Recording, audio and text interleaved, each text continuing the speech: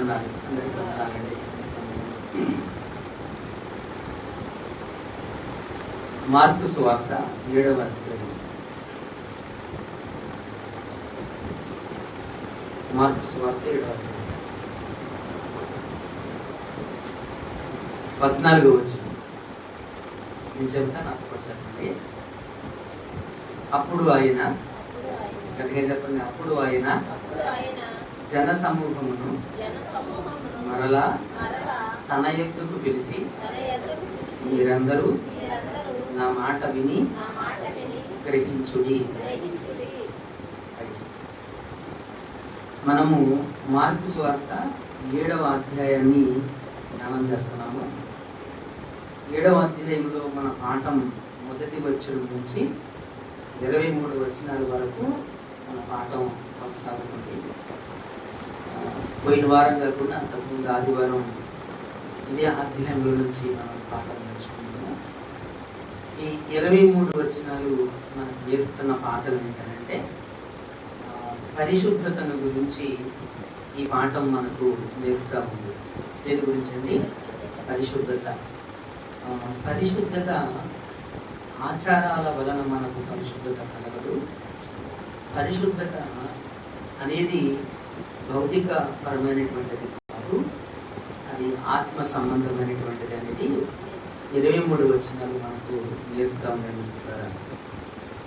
Mark ఈ సువార్తను రాయడం అనేటువంటిది మనకు తెలిసినటువంటి విషయమే. ఈ అధ్యాయంలో జరుగుతున్న సంఘటనలు ఒకసారి నేను జ్ఞాపకం చేస్తాను. యేసుక్రీస్తు శిష్యులు యెరూషలేము నుంచి యేసుక్రీస్తు శిష్యులు ఒక చోట భోజనానికి కూర్చున్నారు. వాళ్ళు భోజనం చేస్తూ ఉండగా యెరూషలేములో నుంచి కొంతమంది శాస్త్రులు పరిశీలించారు. వాళ్ళు కొన్ని విషయాల్లో యేసుక్రీస్తుని ఆయన శిష్యులను తప్పుపట్టారు. ఏ విషయంలో యేసుక్రీస్తుని తప్పుపట్టారంటే, పెద్దల పారంపర్యాచారాల విషయంలో. వీళ్ళకి ఈ పరిసయ్యులకైనా శాస్త్రులకైనా పరిశుద్ధత అనేటువంటిది దేవుని వాక్యం కంటే పెద్దల పారంపర్యాచారానికి ఎక్కువ ప్రాముఖ్యతను ఇచ్చేవారు అన్నమాట.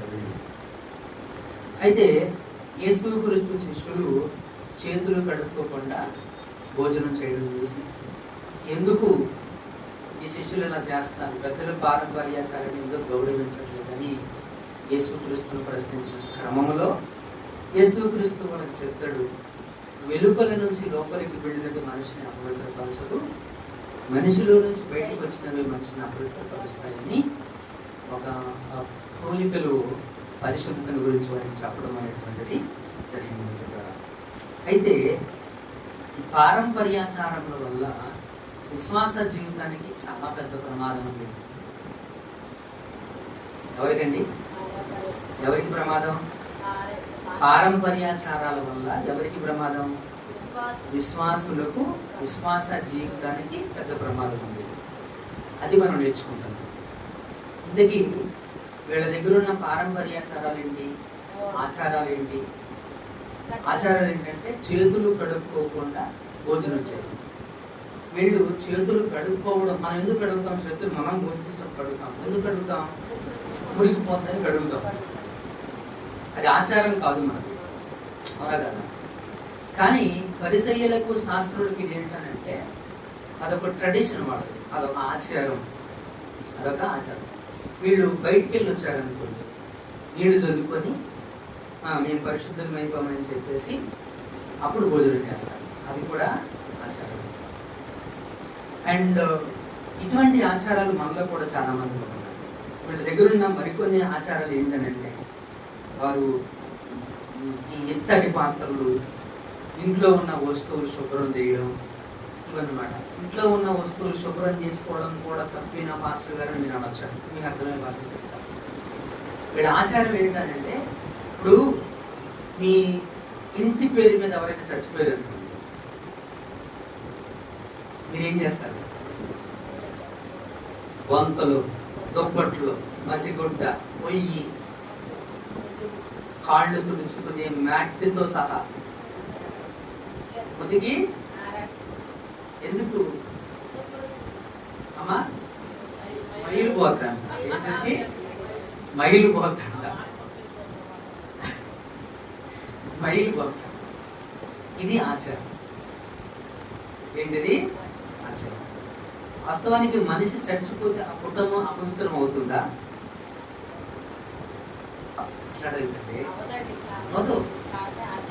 అది ఆచారం. అలా చేసేవాళ్ళు చాలా మంది మనలో ఉన్నారు, అవునా కదా? ఇలాంటి ఆచారాలకు, ఇలాంటి పద్ధతులకు యేసుక్రీస్తు కానీ ఆయన శిష్యులు కానీ ఎంకరేజ్ చేయలేదు, వాటిని సపోర్ట్ చేయలేదు. వాటిని దేవుడు కోరేది బాహ్య పరిశుద్ధత కాదు, అంతరంగ పరిశుద్ధత, హృదయము శుద్ధిగా ఉండాలి. ఐ డోంట్ నో, నెక్స్ట్ చూద్దాం. మనం ఎవరైనా వెళ్ళిపోయినప్పుడు ఏం చేస్తారు ఏంటి అనేటువంటిది మనం పరిశీలనగా చూద్దాం మిత్రులారా. సో దాని వలన నీకు పరిశుద్ధత ఏమి రాదు, మైలు పోతుంది, మైలు ఉంటుంది. ఇంట్లో వ్యక్తి చనిపోతే నీకు నువ్వు అపవిత్రమైపోయి ఉన్నావు. ఇలాంటి కట్టడల నుంచి దయచేసి బయటికి రండి. ఇలాంటి ఆచార వ్యవహారాల నుంచి, ఈ పితృపారంపర్యాచారాల నుంచి బయటకు రండి. బయటకు వాటిని దేవుడు మనకి ఇవ్వలేదు. ఆ పాపంలో మనం ఉండొద్దు, ఆ పాపములో మనము ఉండొద్దు. ఆ పాపము నుంచి నిన్ను విడిపించాడు యేసుక్రీస్తు. ఆ పాపము నుంచి నిన్ను విడిపించడానికి యేసుక్రీస్తు కల్వరి శిలువలో ఆయన మరణించాడు. నువ్వు ఇంకా అటువంటి ఆచారాల్లో ఉండి ఉంటే, ఇంకా నువ్వు అటువంటి పితృపారంపర్యాచారాల్లో ఉండి ఉంటే, యేసుక్రీస్తుని నమ్మి మరలా అటువంటి ఆచారాలు చేస్తున్నటువంటి నీవు ఈసారి నువ్వు ఎలా సిలువ వేస్తున్నావు? బాహాటముగా ఆయన మరలా నువ్వు సిలువ వేస్తున్నావు, మరలా సిలువ వేస్తున్నావు రెండోసారి. దేని వలన? నీ ప్రవర్తన వలన, నీ అవిశ్వాసం వలన, అవిధేయత వలన కనుక ఈ పితృ పారంపర్యం అనేటువంటి ఆ ఆచారాల నుంచి మనం బయటకు రావాలి. పేతురు అదే చెప్పాడు, మీరు విడిపించబడటానికి వెండి బంగారముల వంటి వస్తువుల చేత మీరు విడిపించబడలేదు, కానీ అమూల్యము నిష్కళంకమునైనటువంటి యేసుక్రీస్తు రక్తం చేత మీరు విమోచించబడ్డారు అని. మీ కొరకు ఒక మనిషి ప్రాణత్యాగం చేశాడు. దేనికోసం ప్రాణత్యాగం చేశాడు? మీరు ఇంకా ఆ ఆచారాల్లో ఉండిపోవడానికి కాదు, వాటి నుంచి మిమ్మల్ని విడిపించడానికి. అవి లోక సంబంధమైనటువంటి మూల పాఠాలు. అవి ఏ పాఠాలు? అవి లోక సంబంధమైనటువంటి మూల పాఠాలు. శుభ్రం చేయకపోతే ఏమవుతుందంటారు? కీడు వస్తుంది. ఏం కీడు వస్తుంది? ఒకసారి చేసి చూడండి, ఆ కీడు ఏంటో చూద్దాం.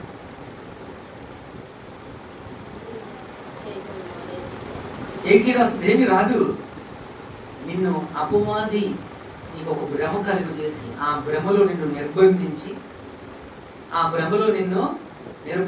నిన్ను దేవునికి దూరం చేయడానికి అదొక పన్నాగం, చిత్రం. ఇలాంటి మూఢ వ్యవహారాలు, మూఢ ఆచారాలు మనకే ఎక్కువగా ఉన్నాయి.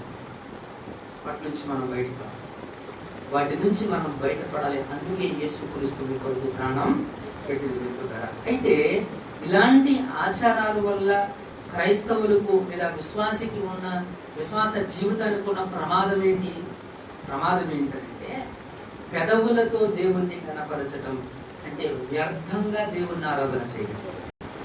ఇక్కడ వీటిలో నుంచి నువ్వు బయటికి రాకోకుండా ఆయన దగ్గరికి వచ్చి నువ్వు ప్రభా అని పిలవడం వల్ల నీకు ఎలాంటి ప్రయోజనం?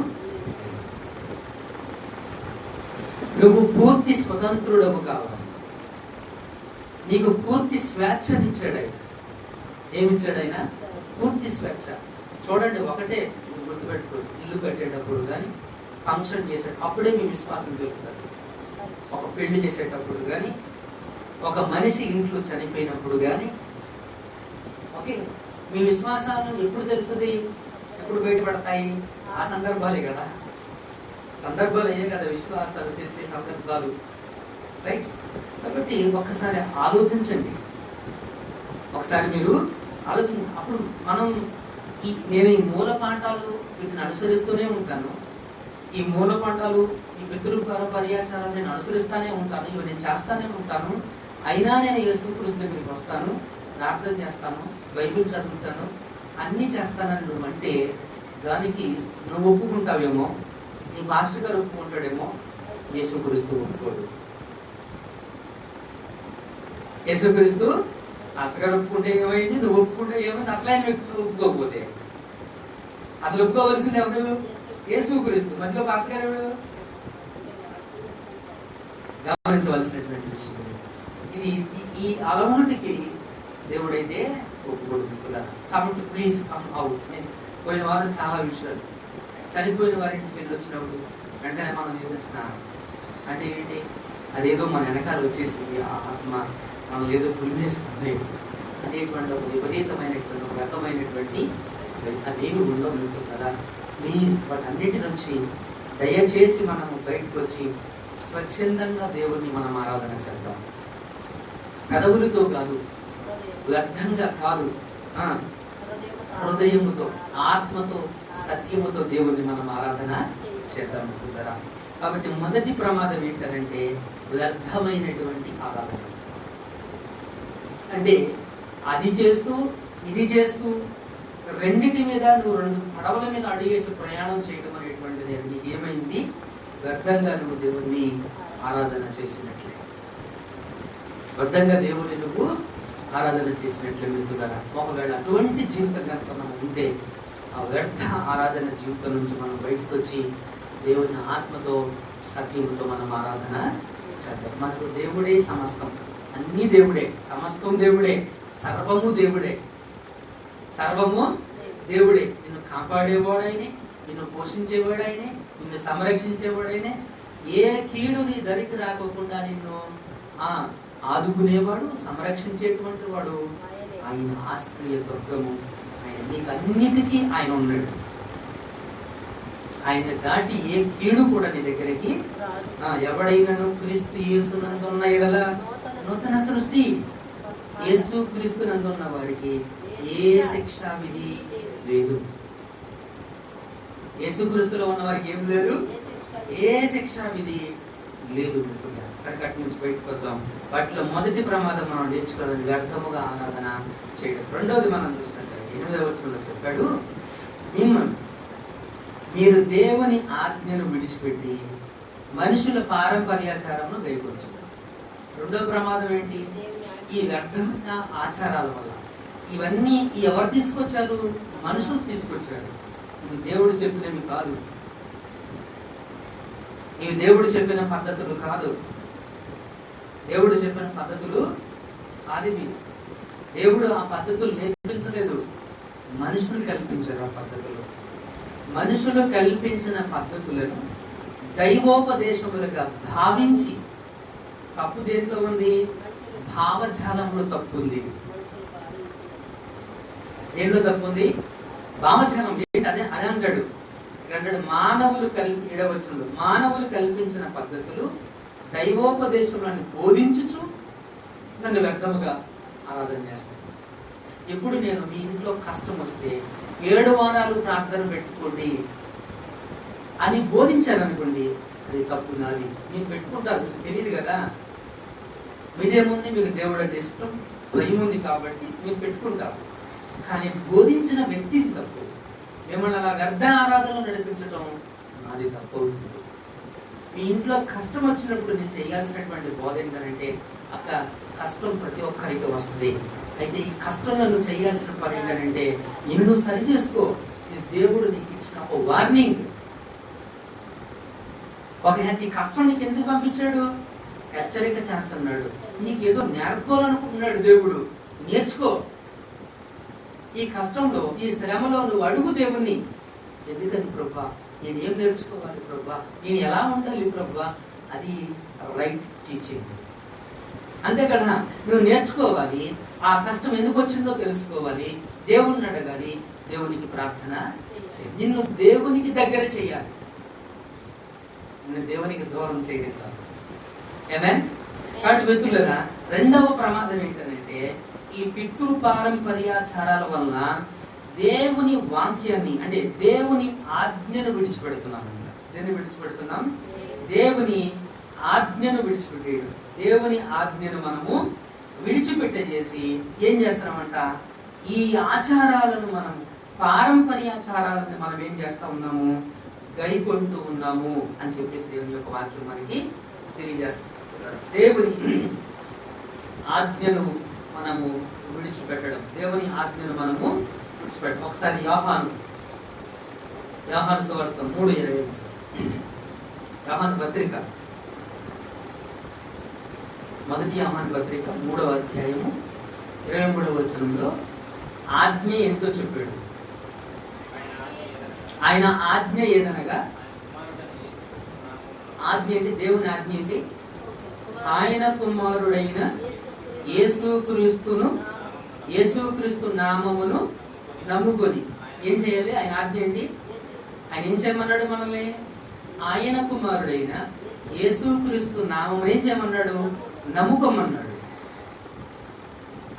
అది ఆయన ఆజ్ఞ. ఇంకేం చెప్పాడు ఆయన? ఆయన మనకు ఆజ్ఞ ఇచ్చిన ప్రకారము ఒకరిని ఒకడు ప్రేమించవలెను. ఇది ఆయన ఆజ్ఞ. ఈ ఆజ్ఞను మనం నిర్లక్ష్య పెడుతున్నాం. దేవుని ఆజ్ఞను మనం వదిలేసేసి పారంపర్యాచారాన్ని మనము ప్రాధాన్యతనిస్తాం. ఇది చాలా పెద్ద ప్రమాదం. అందుకంటాడు కదా ప్రభు, నేను చెప్పు మాటల ప్రకారం మీరు చేయకుండా నన్ను ప్రభువా ప్రభువా అని పిలవడం దేనికి? ఊరికే నన్ను ప్రభువా ప్రభువా అని పిలిస్తే నేను పలుకుతానా? పలకను కదా. కాబట్టి నేను చెప్పు మాటల ప్రకారం మీరు చెయ్యాలి. అక్కడ 24వ వచనంలో చెప్పాడు, ఆయన ఆజ్ఞలను గైకొనువాడు. ఎవరు? ఆయన ఆజ్ఞలను గైకొనువాడు ఆయన యందు నిలిచి ఉండును, ఆయన వాని యందు నిలిచి ఉండును, ఆయన మన యందు నిలిచి ఉన్నాడని ఆయన మనకు అనుగ్రహించిన ఆత్మ మూలముగా తెలుసుకుంటున్నాం. దేన్ని గైకొనాలి మనం? ఇక్కడ దేవుని ఆజ్ఞ ఏంటి అనేది మనం గైకొనాలి. పితృపారంపర్యాచారాలు కాదు. ఏంటవి? పితృపారంపర్యాచారాలు కాదు. ఈ వ్యర్థమైన పితృపారంపర్యాచారాలను మనం విడిచిపెట్టాలి. వాటిలో నిలిచి ఉండకూడదు. వాటి వలన నువ్వు ఎవరిని ధిక్కరిస్తున్నావు? ఎవరిని విడిచిపెడుతున్నావు? దేవుని ఆజ్ఞను నీవు ధిక్కరిస్తూ ఉన్నావు. దేవుని ఆజ్ఞను నీవు విడిచిపెట్టేస్తున్నావు. దేవుని ఆజ్ఞను నీవు విడిచిపెడుతున్నావు. యెషయా గ్రంథము 1వ అధ్యాయం, దీన్ని ఒకసారి యెషయా గ్రంథం 1వ అధ్యాయం 11 నుంచి చదువుదాం. యెహోవా సెలవిచ్చిన మాట ఇదే, విస్తారమైన మీ బలులు నాకెందుకు? దహన బలులకు పొట్టేళ్లను బాగుగా మేపిన దూడల కరువును నాకు వెక్కసమైంది. ఏం వెక్కసమైంది అంట? ఏది వెక్కసమైంది? ఏంటది?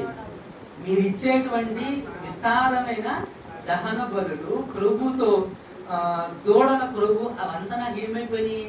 వెక్కసమైంది, నాకు వద్దవి అంటాడు. కోడెల రక్తం అందైనను, గొర్రె పిల్లల రక్తం అందైనను, మేకపోతుల రక్తం అందైనను నాకు ఇష్టం లేదు. ఇష్టం లేనిది ఇచ్చి ఏం చేస్తాం మనం? ఇష్టం లేనిది ఇచ్చి మనము ఏం చేస్తాం? చదవండి ఇంకా అంటాడు ఆయన, నా సన్నిధిని కనబడవలెనని మీరు వచ్చుచున్నారే. వినండి వినండి వినండి. ఏంటిది? మీరు దేవుని సన్నిధికి వచ్చేటప్పుడు బలులతో కాదు, ఆయన సన్నిధిని అందరూ వచ్చారు. ఎందుకు వచ్చారు?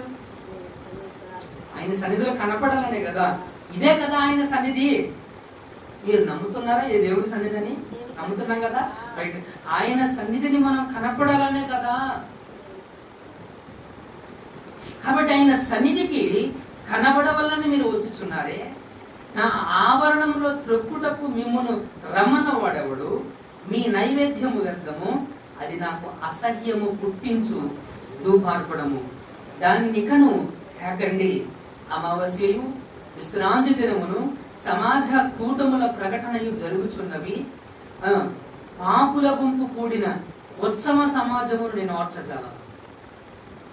ఉత్సవ సమాజమును నేను ఓర్చజాలను అంటే దేవుడు లేకోకుండా, వాక్యము లేకోకుండా, దేవుని వాక్యానికి మనం విధేయత చూపించకుండా, ఆయన ఆజ్ఞను మనం విడిచిపెట్టేసేసి మనం అమావాస్య కూటాలని, మన క్రైస్తవులు ఏమన్నా కదా పర్ణశాల పండుగలని, ఇంకోటి ఏంటయి గుడారాల పండుగలని, ఇలాంటి ఆచారాలు కొన్ని తీసుకుని వచ్చారు కదా. ఇలాంటివి మనము పాటించటం వల్ల ఉపయోగం ఏంటి? దేవుని ఆజ్ఞను మనము విడిచిపెట్టేసేసి ఆచారాల్లోనూ పద్ధతుల్లోనూ పితృపారంపర్యాచారాల్లో మనం మునిగిపోవటం వల్ల మనం చేస్తున్న ప్రార్థన, మనం పాడుతున్న పాట, మనం ఇస్తున్న అర్పణ అది ఉపయోగం లేనటువంటిదే కదా. అది అంటాడు దేవుడు. అది ఎప్పుడు ఉపయోగం? నీ ప్రార్థన ఎప్పుడు ఉపయోగం? నీ విశ్వాసం నీకు ఎప్పుడు ఉపయోగం? నీ అర్పణ నీకు ఎప్పుడు ఆశీర్వాదం? ఎప్పుడు నీకు అది ఆశీర్వాదం దేవునిగా ఉంటుందంటే నీవు దేవుని వాక్యాన్ని, దేవుని ఆజ్ఞను విడిచిపెట్టకుండా ఉన్నప్పుడు, దేవుని ఆజ్ఞను నీవు మర్చిపోకుండా విడిచిపెట్టకుండా ఉన్నప్పుడు అది నీకు ఆశీర్వాదం ఎత్తుగా. ఇక్కడ అంటాడు, చదవండి ఇక్కడ 15వ వచనం. మీరు మీ చేతులు చాపునప్పుడు మిమ్మల్ని చూడక నా కన్నులు కప్పుకుందును, మీరు బహుగా ప్రార్థన చేస్తున్నాను. ఏంటిది? బహుగా ప్రార్థన చేస్తున్నాను నేను. మీ చేతులు రక్తంతో నిండి ఉన్నవి, మిమ్మల్ని కడుగుకొనుడి, శుద్ధి చేసుకొనుడి. కడుక్కోవాలి, శుద్ధి చేసు. మీ దుష్క్రియలు నాకు కనబడకుండా వాటిని తొలగించుకొనుడి. కీడు చేయుట మానండి, మేలు చేయడం నేర్చుకోండి. ఇది కదా దేవుడు మనకు చెప్పేది. ఆయన కుమారుడైన క్రీస్తు నామమును నమ్ముకొని ఆయన చెప్పినట్టు మనందరం ఎలా ఉండాలంట? ఒకరిని ఒకరం ప్రేమించుకోవాలి. మనము కీడు చేయడం మానాలి, మేలు చేయడం నేర్చుకోవాలి. అప్పుడు మనం ప్రార్థన చేస్తే మన ప్రార్థన దేవుడు గౌరవిస్తాడు. ఆయన చెప్పినట్టు చేయకోకుండా మనం వ్యర్థంగా ప్రార్థన చేయడం వల్ల ఉపయోగం ఏముంది? కాబట్టి ఆచారాల వలన, ఈ పితృపారంపర్యాచారాల వలన ప్రమాదం ఏంటి అనంటే వ్యర్థముగా ఆరాధన చేయడం. ప్రమాదం ఏంటి అనంటే దేవుని ఆజ్ఞను మనము విడిచిపెట్టే ప్రమాదం ఉంది. దేవుని ఆజ్ఞను మనము విడిచిపెట్టేసే ప్రమాదం ఉంది మిత్రులారా. చదవండి, అక్కడ ఇంకొక మాటను మనం చూద్దాం. 7వ అధ్యాయంలో 9వ వచనంలో ఇంకో మాట చెప్పాడు. మరియు ఆయన మీరు మీ పారంపర్యాచారము గైకొనుటకు దేవుని ఆజ్ఞను బొత్తిగా నిరాకరించుదు. ఏంటది? బొత్తిగా నిరాకరించడం. విడిచిపెట్టడం ఒక తప్పు అయితే నిరాకరించడం మరొక తప్పుది. దేనికోసం దేని నిరాకరిస్తున్నాం? నిరాకరించడం అంటే ఏంటి? నాకొద్దు. ఏంటది? నాకొద్దు, నేను చేయను అని అనడం. నాకొద్దు, నేను అది చేయను అని అనడం. బొత్తిగా అంటే, బొత్తిగా అంటే ఏంటి? పూర్తిగా సంపూర్ణముగా దేవుణ్ణి ఏం చేస్తున్నాం మనం? దేనికోసం అంట? పితృపారంపర్యాచారము గైకొనుటకు.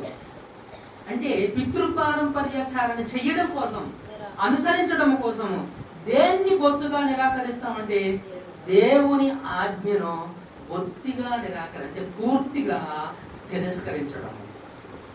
పూర్తిగా తిరస్కరించడం, బొత్తిగా తిరస్కరించడము. ఇది ఎంత ప్రమాదం! ఇది ఎంత ప్రమాదం! దేవుని ఆజ్ఞను తిరస్కరించడం అనేటువంటిది ఎంత ప్రమాదం! కాబట్టి మిత్రులారా, ఏది ఇంపార్టెంట్ మనకి? పితృపారంపర్యాచారమా? ఏది ఇంపార్టెంట్ మనకి? దేవుని ఆజ్ఞ. దేవుని ఆజ్ఞ మనకు చాలా ప్రాముఖ్యమైనటువంటిది. ఆదివారాలు ఫంక్షన్లు ఎందుకు పెడతారు? అది కారణం. ఇంకెందుకు పెడతారు?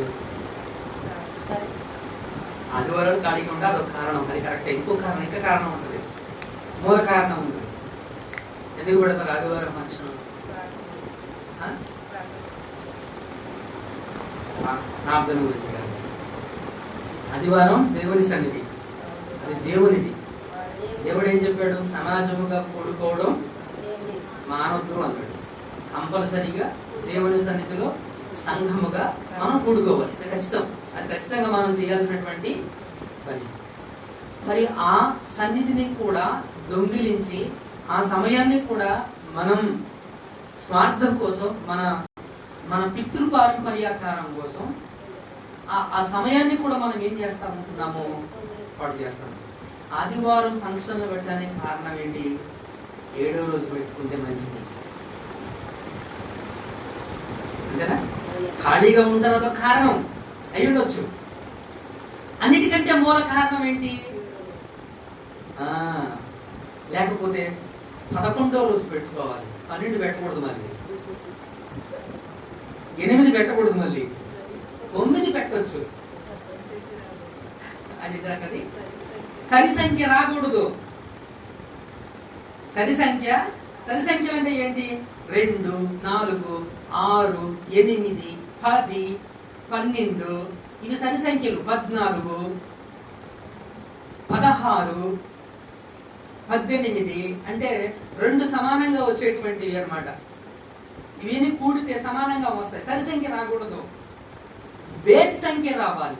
బేసి సంఖ్యలు ఏంటి? 1, 3, 5, 7, 9, 11, 13, 15 వీటిని ఏమంటాము? బేసి సంఖ్యలు. ఈరోజు ఒక అతను ఫంక్షన్ పెట్టాడు. అయ్యగారు తొందరగా ముగించుకున్నాడు అన్నాడు. నాకేం పని? నాకు సంఘం ఇంపార్టెంట్, దేవుని సన్నిధి ఇంపార్టెంట్, ఆయన ఆరాధన చేయడం ఇంపార్టెంట్. ఆయన ఆరాధించిన తర్వాతే ఏదైనా, ఆయన ఆరాధన చేసిన తర్వాతే ఏదైనా. తొందరగా రావటాలు, అర్జెంట్గా రావటాలు, తొందరగా ముగించుకొని రావటాలు, తొందరగా ప్రారంభం చేయటాలు అవి ఏముండవు. దేవుని సన్నిధి అదంతే. ఆమేన్, హల్లెలూయా. దేవునికి మహిమ కలుగును గాక. కాబట్టి ప్రియులారా, అది గమనించవలసినటువంటి విషయం ఏంటి అంటే, దాని గురించి, దేని గురించి? అది పితృపారంపర్యాచారం. బేసి సంఖ్య ఉండాలన్నది ఏంటది? పితృపారంపర్యాచారమే కదా. అలా ఎవరో చెప్పారు, వాడికి తెలియదు, అలా ఏదో చెప్పారు. అది మనుషుడు కల్పించినటువంటివి. వాటిని మనం అనుసరిస్తూ ఉన్నాం.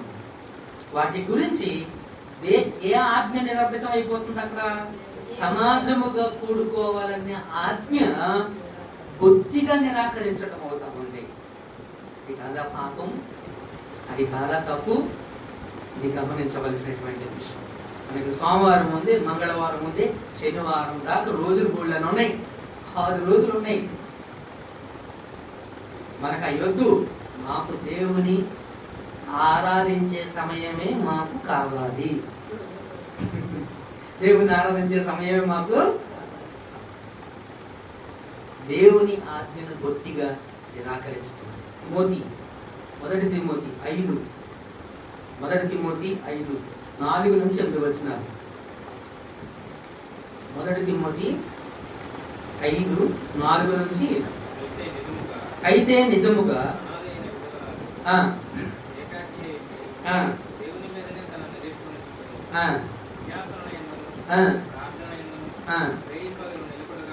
రేయి పగలు ఎలా ఉండాలంట? నిలకడగా ఉండాలి. సుఖభోగముల యందు బ్రతుకుచుండియు చచ్చినదయ్యుండును, వారు నిందారహితులై ఉండునట్లు ఇలాగూ ఆజ్ఞాపించుము. ఎవడైనను స్వకీయులను విశేషముగా తన ఇంటి వారిని సంరక్షింపకపోయిన యెడల విశ్వాస త్యాగము చేసిన వాడై అవిశ్వాసి కన్నా. విన్నారా? ఈ మాటలు విన్నారా మీరు? 4 నుంచి 8 వచ్చిన 4 వచనాలు బ్రదర్ చదివాడు. మీరు గమనించారా? చెప్తున్నాను. అయితే ఏ విధవరాలికైనను పిల్లలు గాని మనములు గాని ఉండిన యెడల మీరు మొదట తన ఇంటి వారి యెడల భక్తి కనబరుచుటకును. ఎవరి పట్ల? ముందు మన ఇంట్లో మన భక్తి, మన విశ్వాస జీవితం అనేటువంటిది మన ఇంటిలో వాళ్ళకి తెలియాలి. మన కుటుంబ సభ్యులకు అది తెలియాలి. తమ తల్లిదండ్రులకు ప్రత్యుపకారం చేయడం నేర్చుకోవాలి. ఎవరికంటే ఉపకారం? తల్లిదండ్రులకు ప్రత్యుపకారం చేయడం నేర్చుకోవాలి. వృద్ధులైన తల్లిదండ్రులు నీకుంటే, అత్తమామలు నీకుంటే, వాళ్లకు నువ్వు ఉపచర్య చేయడం ముందు చేయాలి. ఎందుకంటే నీ మనవలు చూస్తున్నారు, నీ మనవరాలు చూస్తున్నారు, నీ పిల్లలు నిన్ను చూస్తున్నారు. ఈ రోజు నువ్వు చేసిందే రేపు పొద్దున నీకు. నువ్వు కూడా వృద్ధాప్యానికి వెళ్తావు కదా, నువ్వు వెళ్ళకుండా ఉండవుగా, రైట్? అది అంటాడు. ఇంకేమంటాడు అక్కడ, ఇది దేవుని దృష్టికి అనుకూలమై ఉన్నది. ఇలా చేయడం అనేటువంటిది ఏంటిది? అందుకే నేను చాలా సందర్భాల్లో చెప్పేది, మీ కుటుంబం మీకు ప్రాముఖ్యం.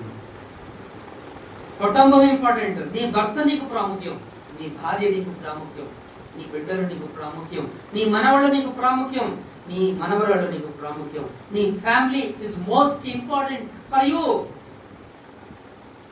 నీ ఫ్యామిలీకి నువ్వు చేయగలిగితేనే, నీ కుటుంబ సభ్యులను నువ్వు ప్రేమించగలిగితేనే, నీ కుటుంబానికి నువ్వు గౌరవించగలిగితేనే ఇతరులను నువ్వు గౌరవించగలుగుతావు, ప్రేమించగలుగుతావు. కొంతమంది ఉంటారు, ఇంట్లో వాళ్ళు చెప్పింది చెయ్యరు,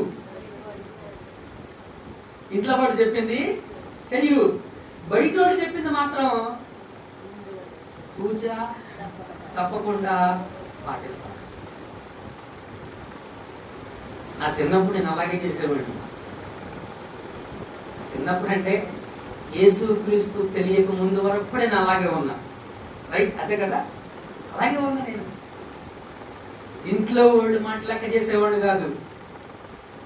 అమ్మ చెప్పినా, అన్నయ్య వాళ్ళు చెప్పినా, నాన్న చెప్పినా, ఎవరైనా చెప్పండి, వాళ్ళ మాట లెక్క ఉండేది కాదు. బయట వాళ్ళు చెప్తే మాత్రం ఇంట్లో ఉన్న పని కూడా మానేసి బయట వాడు పనికి వెళ్ళి బయట పని. ప్రభు ఏమంటాడంటే అది తప్పు. అదేంటది తప్పు? ఎందుకని తప్పు? నీ కుటుంబం నీకు మోస్ట్ ఇంపార్టెంట్. నీ ఫ్యామిలీ నీకేంటది మోస్ట్ ఇంపార్టెంట్. అదే అంటాడు మిత్రులు. అక్కడ ఏమంటాడు అక్కడ, ఇంకా ఏం చెప్పాడు అక్కడ, అయితే నిజముగా అనాథైన విధవరాలు ఏకాకి నుండి దేవుని మీదనే తన నిరీక్షణ ఉంచుకొని విజ్ఞాపన యందును ప్రార్థన యందును రేయింపగలు నిలకడగా ఉండును. సుఖభోగముల యందు ప్రవర్తించున్నది బ్రతికి చుండయు చచ్చినదయ్యి. ఏంటయ్యి? సుఖభోగముల యందు మనస్సు కలిగినటువంటి ఆ విధవరాలు కానీ, ఆ వ్యక్తి కానీ బ్రతికున్న శవము. ఎంత సమానం అది? బ్రతికున్న శవము. ఇంకా ఏమంటాడు అక్కడ, వారు నిందారహితులై ఉంటున్నట్లు ఇలా ఆజ్ఞాపించు. వాళ్ళు తప్పు లేని వారిగా, వారు పాపం చేయని వారిగా ఉండాలంటే ఈ మాటలను వారికి చెప్పు, ఈ మాటలన్నీ వారికి నీవు చెప్పు. ఎవడైనను తన స్వకీయులను, విశేషముగా తన ఇంటి వారిని సంరక్షింపకపోయిన యెడల వాడు విశ్వాస త్యాగము చేసిన వాడే అవిశ్వాసి కంటే చెడ్డవాడు.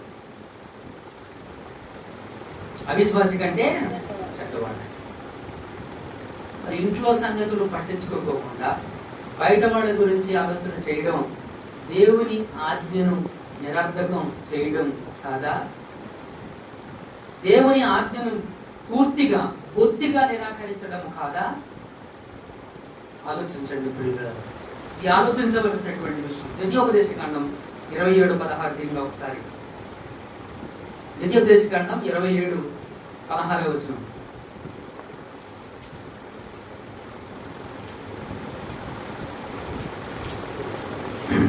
తన తండ్రినైనను తన తల్లినైనను నిర్లక్ష్యం చేయవాడు శాపగ్రస్తుడని చెప్పగా ప్రజలందరూ ఆమెన్ అనవలేదు. ఏమనాలి? ఏమనాలి? అవును. ఆమెన్ అంటే అర్థం ఏంటి? అవును. ఏంటి అవును? ఎవరైతే తన తల్లిని కానీ తన తండ్రిని కానీ నిర్లక్ష్యం చేస్తాడో వాడు ఎవడంట? శాపగ్రస్తుడు. ప్రజలందరూ అప్పుడు ఏం చెప్పాలి? అవును అని చెప్పాలి. కొన్ని వారం చెప్పే కదా నాకు భయం వేస్తుందని, ఇక మాట చదివాకి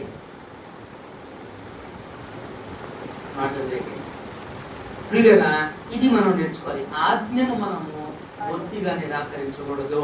దేవుని ఆజ్ఞ ఏంటి? నీ కుటుంబం చాలా ప్రాముఖ్యమైనది. కుటుంబ వ్యవస్థ మానవ కల్పితం కాదది. అర్థమైందండి? కుటుంబ వ్యవస్థ మానవ కల్పితం కాదు, దేవుని ఏర్పాటు. దేవుడే కుటుంబం, తండ్రి, కుమార, పరిశుద్ధాత్మ. ఆమేన్, హల్లెలూయా. ఆయన కుటుంబం. దాని ఆ ఆలోచనల నుంచే ఆయన పోలికలు, ఆయన స్వరూపములో నిన్ను నన్ను జతపరిచాడు మిత్రులారా. నన్ను సృజించాడు మిత్రులారా. హల్లెలూయా. అందుకే ప్రభు చెప్పాడు, నరుడు ఒంటరిగా ఉండడం మంచిది కాదు. నరుడు ఒంటరిగా ఉంటే కుటుంబం ఏర్పడుతుందా? ఏర్పడదు కదా. కుటుంబం ఏర్పడాలి అని అంటే నరుడికి జత కావాలి. అటు కుటుంబ వ్యవస్థ చాలా ప్రాముఖ్యమైనటువంటిది. అందుకే పిల్లలకు మనం నేర్పించాలి. మన పిల్లలకు మనం చెప్పాలి. మనం చెబితేనే వాళ్ళు తెలుసుకుంటారు, మనం చెబితేనే వాళ్ళు నేర్చుకుంటారు. మనం చెప్పకుండా వాళ్ళు ఏమీ తెలుసుకోరు, మనం చెప్పకుండా వాళ్ళకి ఏమీ తెలియదు. ఆ తర్వాత వాళ్ళు బలాదూరైపోతారు. ఆ స్నేహాల వల్ల చెడిపోవడం, కుటుంబాన్ని నిర్లక్ష్యం చేయడం, పెద్దలు నిర్లక్ష్యం చేయడం, ఇవన్నీ వారి జీవితంలో ఆటోమేటిక్గా ఏర్పడిపోతాయి. Family is most important.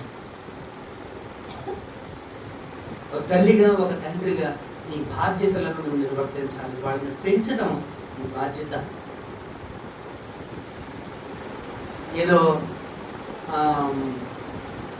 కానీ మనం వదిలేయటం కాదు, వాళ్ళని పట్టించుకోవాలి. వాళ్ళు ఏం చేయాలి? మనము పట్టించుకోవాలి. వాళ్ళు ఏం చేస్తున్నారు, ఏం చేయటం లేదు, ఏం మాట్లాడుతున్నారు, ఏం మాట్లాడటం లేదు, వారు మాట్లాడే విధానం ఎలాగుంది, వారి ప్రవర్తన ఎలాగుంది, ఇవన్నీ పర్యవేక్షించాల్సినటువంటి బాధ్యత తల్లిదండ్రులది. ఇవన్నీ పర్యవేక్షించాల్సిన బాధ్యత ఎవరిది? తల్లిదండ్రులది. బాలుని హృదయములో మూఢత్వము స్వాభావికముగా పుట్టును. కానీ ఆ మూర్ఖత్వం పోవాలంటే ఏం చేయాలంట? శిక్ష, దండనము. శిక్ష అంటే అమ్మా గద్దించాలి. శిక్ష అంటే ఏంటి? దాని ఇంగ్లీష్ లో ట్రైన్. కానీ నేర్పించు. ఏంటది? నేర్పించు. పిల్లలు బూతులు మాట్లాడుతుంటే, నిన్ను ఏమి అని అంటుంటే నువ్వు మురిసిపోవద్దు. నా కొడుకు కాబట్టి నన్ను అంటున్నాడు, నా మనవరాలు కాబట్టి నన్ను అంటుంది అని నువ్వు మురిసిపోవద్దు. ఏడ్చిన, దండించి, శిక్షించి ఇది తప్పు అని రైట్ నేర్పించాల్సినటువంటి రెస్పాన్సిబిలిటీ నీ మీద ఉంది. రేపొద్దున వాడు చెడిపోయినా లేదా ఆమె చెడిపోయినా బాధ్యత నీదే. బాధ్యత ఎవరిది? నీదే. కారణం నీకెందుకు బాధ్యత? వాడు చెడిపోవడానికి నీకెందుకు బాధ్యత అంటే నువ్వు చెప్పలేదు. నీ బాధ్యతను నీ కర్తవ్యాలను సరిగ్గా నిర్వర్తించలేదు. ఆవిడ బాధ్యత ఎవరిదవుతుంది నిర్వర్తించినప్పుడు? మొన్న ఎన్నిపాలలో పాస్టర్ గారు తమ్ముడు మృతి చెందాడు. కరెంట్ షాక్ కొట్టి 11 kV వైర్ కలిగి చనిపోయాడు రీసెంట్గా. ఆయన చనిపోయినప్పుడు ట్రాక్టర్ యజమాని దుత్తలు లోడుగట్టాలి. ఆ దుత్తలు కంపెనీ యజమాని, కరెంట్ ఆఫీస్ వాళ్ళు, వీళ్ళందరూ పరిహారం చెల్లించాలి. ఏంటి వీళ్ళకి బాధ్యత? ఏంటి? వాళ్ళ పనికి చనిపోయాడు. రైట్. బాధ్యత ఏంటంటే పనికి చనిపోవడం ఒకటే కాదు, వాళ్ళ కర్తవ్యం విషయంలో వాళ్ళు నిర్లక్ష్యంగా ఉన్నారు. వాళ్ళ పని విషయంలో వాళ్ళు నిర్లక్ష్యంగా ఉన్నారు. వాళ్ళు చేయాల్సిన పని విషయంలో వారు నిర్లక్ష్యం. ఎవరైనా 11 kV వైర్లు కింద అంత దుక్కలంటే చాలా ఎత్తు పెడతారు కదా, అంత ఎత్తు ట్రాక్టర్ తీసుకెళ్ళి పెడతారా? అది ట్రాక్టర్ డ్రైవర్ని తప్పు కాదు, అది చూసుకోవాల్సిన బాధ్యత నీకు లేదా?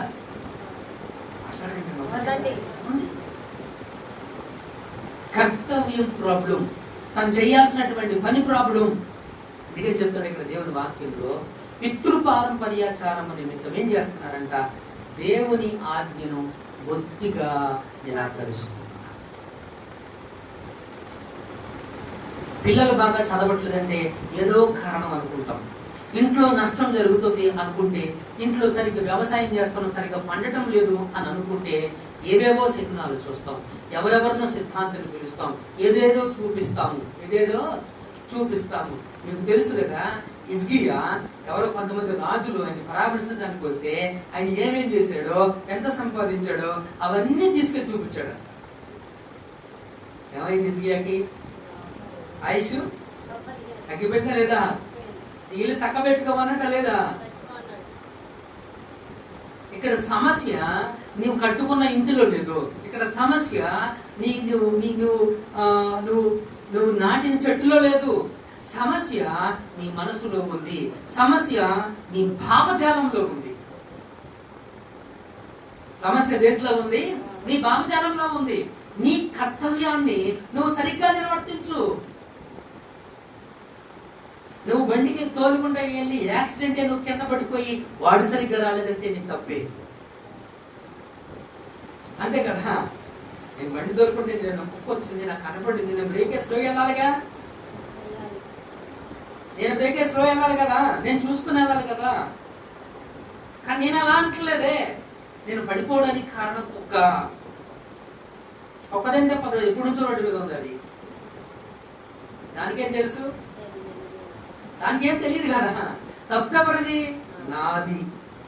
నేను సరిగ్గా నా పనిని, నేను డ్రైవింగ్ అనే ఒక పనిలో ఉన్నాను, ఆ పనిని, నా కర్తవ్యాన్ని నేను సరిగ్గా చేయకపోవడమే నాది తప్పు.